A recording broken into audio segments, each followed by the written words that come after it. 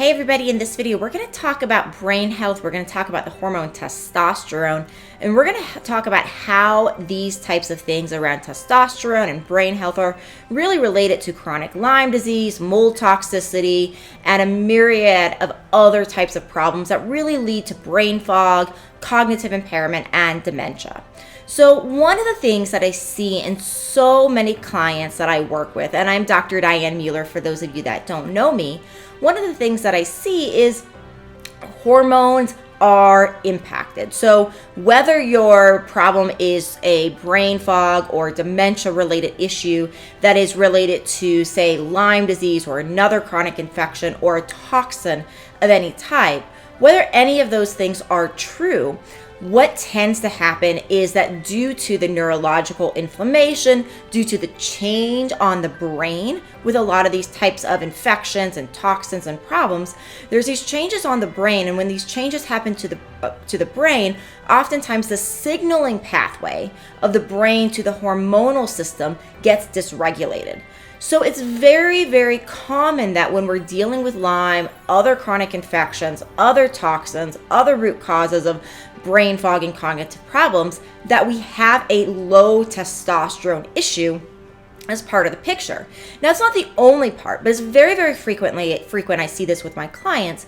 And this is so important of a finding because testosterone is a building molecule, right? It helps us have more muscle, more energy, but it also helps with mood and cognition.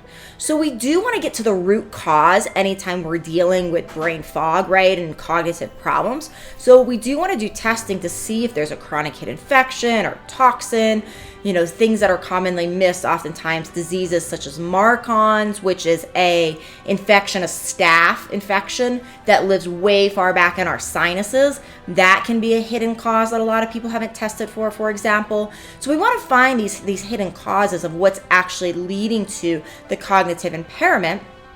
And we also want to consider some of the damage that's frequently done to the body. So the damage that's frequently done when we have these root causes that are so common in brain dysfunction, one of the sequelae of all this really is low testosterone. So when testosterone goes down, that can lead to further cognitive problems and further mood disorders. So when you're testing testosterone, you want to make sure that you're working with somebody that's going to test total testosterone, which is the value, the lab value of how much testosterone your body is actually making. You also want to make sure that you are testing something called free testosterone. Free testosterone is a percentage, it's a part of that total number, that production number. It's the part that your body is actually able to use. So your body makes this much, and then your body has this much available for use, right? Two separate lab values. Total testosterone, how much is made. Free testosterone, how much is available for your cells to actually use.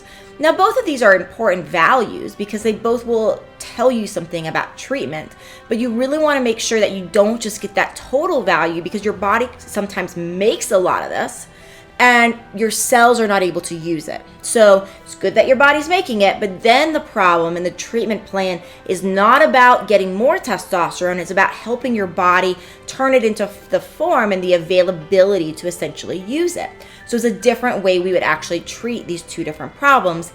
And sometimes what can happen when we're dealing with testosterone is if you get total tested and your doctor says, oh, you're making plenty of testosterone, you're fine. And you're like, okay, well, I ruled that out. That's not a problem. That's not always true, right? Because if you don't have it available to your cells, you can be making it all you want. But if your cells can't use it, it's almost in your body functioning like you're not making enough.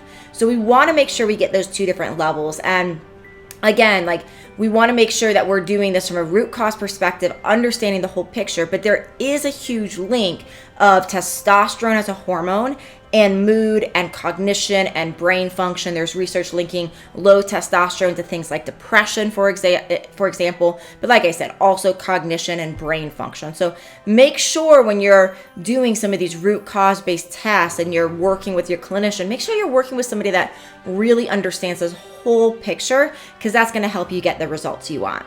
If you like this information, please don't keep me a secret. Please share this with any friends or family that could benefit from this. Subscribe to the channel, and there's information about getting a free call with my team and I in the information in the show notes below to see if we're a good fit to help you at our clinic. All right, everybody. See you in the next one.